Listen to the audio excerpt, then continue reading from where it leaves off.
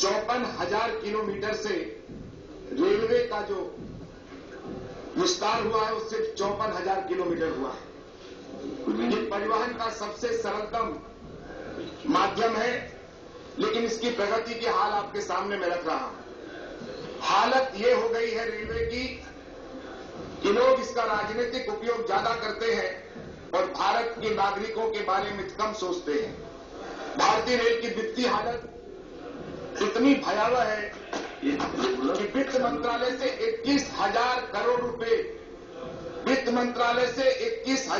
करोड़ रुपए का ऋण मांगने के अतिरिक्त रेलवे वित्त निगम लिमिटेड द्वारा 10,000 करोड़ रुपए के बॉन्ड भी जारी करने की घोषणा 2011 और 12 के रेल बजट में की गई थी।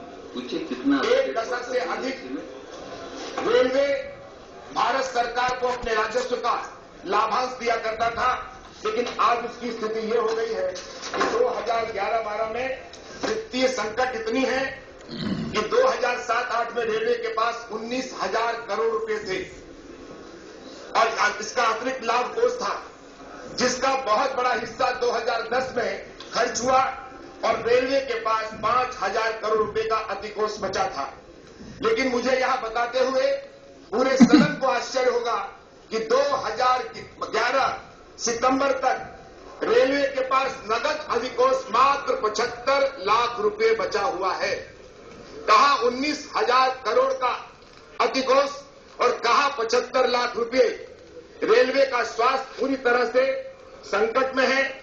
इसका एक परिचालन अनुपात होता है जिससे रेलवे का हम कितना हुआ कितना आगे बढ़ा लगा सकते हैं। परिचालन अनुपात से अभिप्राय है कि रेलवे के 100 रुपए कमाने के लिए उसे कितना खर्च करना पड़ता है। 2008 और 9 में यह अनुपात 100 रुपए कमाने के लिए रेलवे 90.5 रुपए खर्च करता था, 5 पैसे खर्च करता था। 2009 और 10 में 94.7 खर्च करता था, लेकिन 2010 और 11 आते आते यह 100 रुपए कमाने के लिए भारतीय रेल 125 रुपए खर्च करता है। भारतीय रेल की क्या हालत है और ये इससे अपने को स्पष्ट हो जाता है। 2007 और 8 में रेलवे की परिचालन लागत 41,033 करोड़ रुपए थी, जो 2011-12 में बजट का सिर्फ दोगुना 73,650 करोड़ रुपए पहुंच गया। इस अवधि में मात्र पेंशन 8,000 करोड़ रुपए था, अब वो 16,000 करोड़ रुपए तक पहुंच गया है। हालत यह है कि आधुनिकीकरण आधुनिकीकरण के नाम पर सारी योजनाएं कागजों पर है। कितनी घोषणाएं की थी। मात्र दिल्ली डिवीजन के रेलवे स्टेशनों के आधुनिकीकरण के लिए माननीय रेल मंत्री जी 240 करोड़ रुपए की योजना आपके पास थी, लेकिन धन के अभाव में